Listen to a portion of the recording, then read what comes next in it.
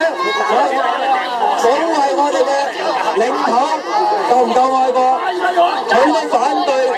佢都反對國民教育㗎，點解？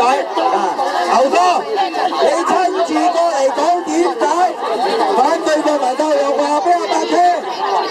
點解？喂，點解有啲愛國人士呢個就係可以釣魚台啊嘛。真係未計過。各位，我話俾大家聽。因為其實老實講就希望。點解要保釣？因為共產黨無能。共產黨連國土保唔到。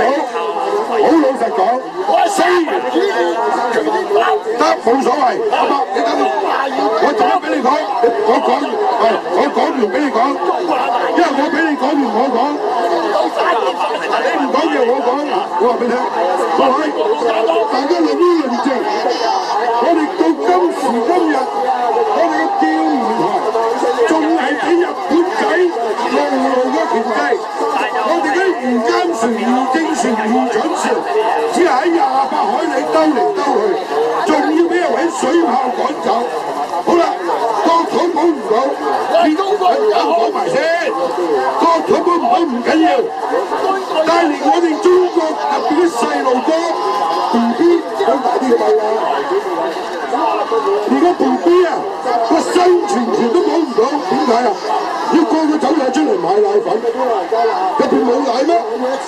入邊做假奶啊嘛，係毒害我哋下一代啊嘛！呢啲就係共產黨教出嚟、做出嚟嘅事，所以共產黨咧所謂國民教育唔好講啦，連慰安婦啊，佢都放棄嘅，佢追討道歉賠償。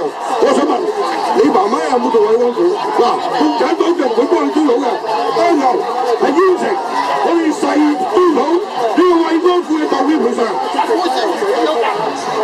古思堯愛國不愛共產黨我哋個個都愛國心，唔使唔愛黨共產黨害足你60幾年啦，阿爸你諗下，點解今時今日你個孫啊樓都冇得住啊？